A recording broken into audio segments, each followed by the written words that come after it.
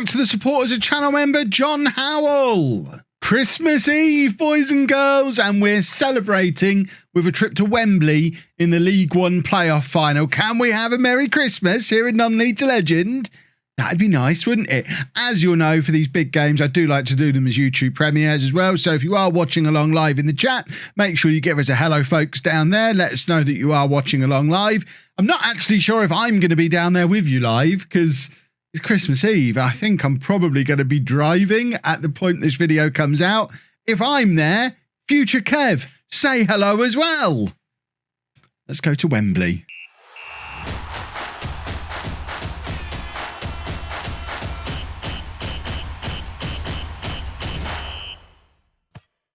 Hello and welcome to Club 2, Part 6 of Non-League to Legend. I'm Kevin. Coming up on today's episode, it is the League One playoff final at Wembley against Hull.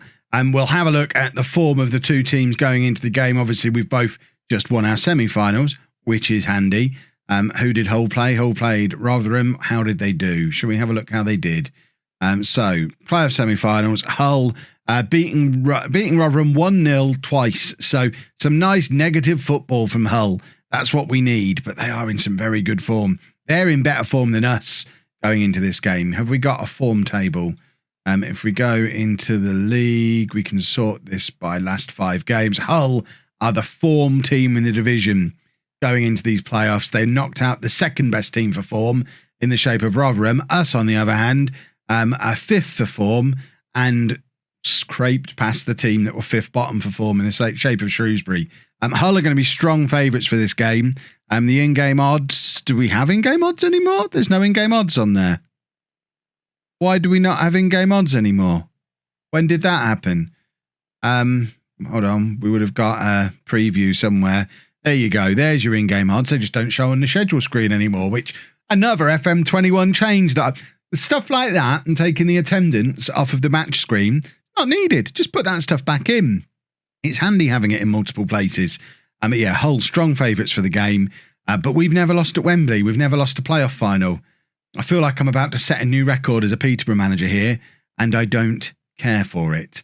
But this is a team that we're sending to Wembley. It'll be a very familiar team because it's the only players we've really got available. Certainly in the absence of Sammy Schmodix as an attacking midfield option. This is basically the 11 we have to play. And we're going with Amos in goal, a back four of Blake Tracy, Anderson, Sykes and Turton, Reed at the base of the midfield, McCormick and Taylor ahead of him, and then Solomon Otterbor and Gooch supporting Johnson Clark Harris up front. Come on, boys, get out there, make yourself heroes. We did a pre-match team meeting where I told them, don't worry, doesn't matter if we lose, it's fine. And now, fingers crossed, we can go out there and win the match. So, team talk. We are good. What's this? Is a great opportunity to show the pundits. Yeah, you know what? We're going to pump our fists and say it's a great opportunity to show whatever we're showing there. We're getting the fancy introduction because we're at Wembley and because it's a playoff final. So we get to look at our team looking all fancy. Look at those handsome faces looking back at us. Come on, boys. Today is the day. Let's make ourselves a championship side so we can go and sign some players. We've got a corner early on, less than a minute on the clock. Gooch into Clark Harris, and it's just over, and that was an early opportunity for us. We're not going to get many chances, certainly from open play in this game, because we're not playing any kind of attacking football. What we are going to be doing is trying to capitalise on our set pieces, and Clark Harris probably isn't the man we should be aiming for from these corners, but McCormick's done very well here. McCormick, back to Gooch.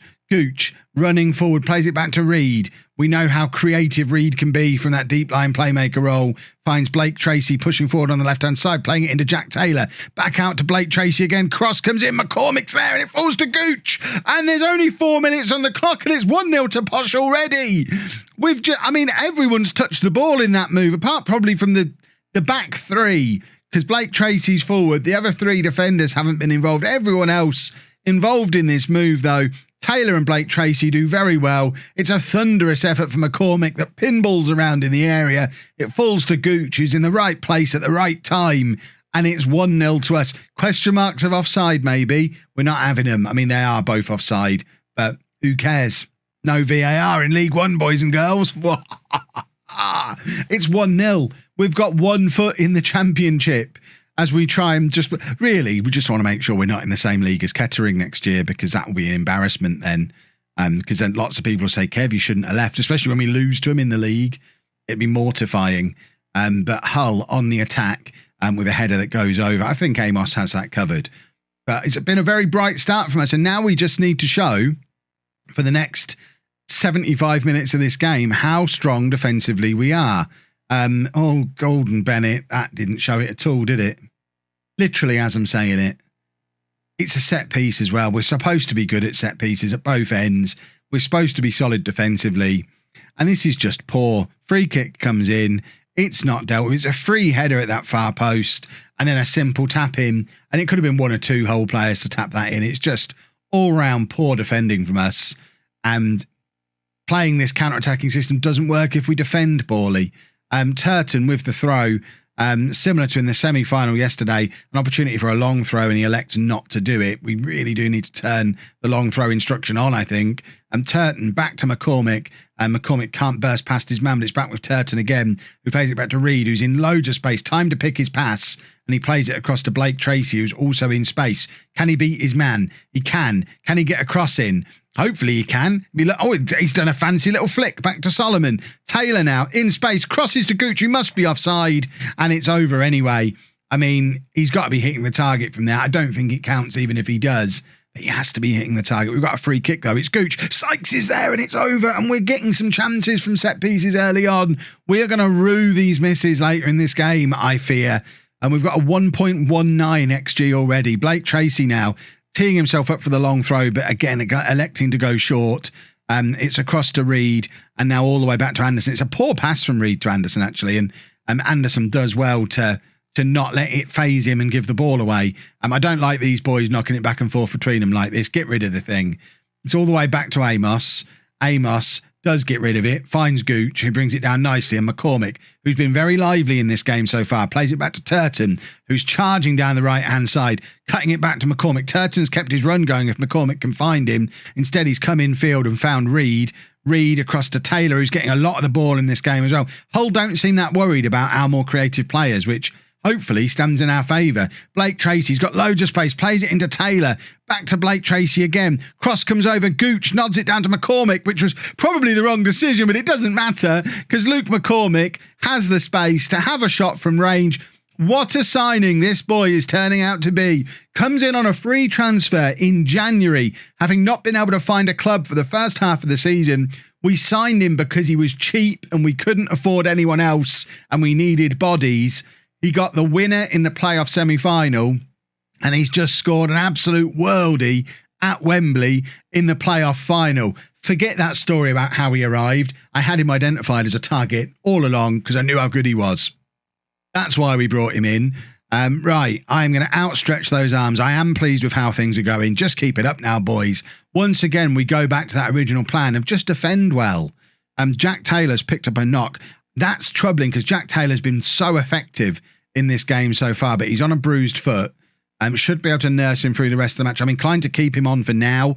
Obviously, we've got no upcoming matches after this one, and Taylor has been heavily involved in everything. His conditioning doesn't seem to be falling too far, and Ryan Broom, although he's possibly a little bit more attack-minded, isn't the complete midfielder that we get with Jack Taylor, and it does put us under a little bit more threat of stuff like that. And if we've got extra time on the horizon, I don't want an hour of today's game with Ryan Broom in the team ahead of Jack Taylor. So we keep Taylor on for now because we've now got to find a way ahead in this game again because it's 2-2, 61 minutes on the clock.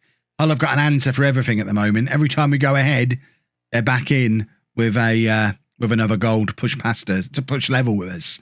And we need to... Do I have to take Taylor off? Am I hamstringing us going forward now? Broom's going to come on.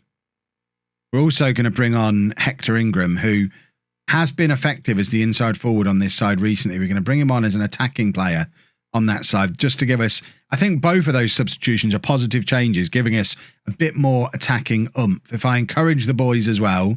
and then look back at the team again with 10 minutes to go. We've got a long throw here, and this time we elect to take it. It falls to Gooch. He doesn't get the shot away, and it's cleared, but Anderson's there to play it back to Blake Tracy, who's got room to cross, but hesitates and the highlight ends. Right, who have we got as a game changer? Flynn Clark. Is Flynn Clark really going to come on and be the man who changes the game? Why not? Johnson Clark Harris has not played well. That's the last you'll see of him. He's on too much money to be as ineffective as he is. And young Flynn Clark, Peterborough youth player, is coming on up front at Wembley with 10 minutes to go. And here is Flynn Clark. Can he make himself a hero at Peterborough United? I think he's swung out and tried to hit the whole player there, which is an unusual way to try and make yourself a hero. The ref's not seen it. I think I probably imagined it. Gooch, down the right-hand side. Gooch is tiring. He's been on for this entire game and running a lot and involved in a lot. Turton's done very well there.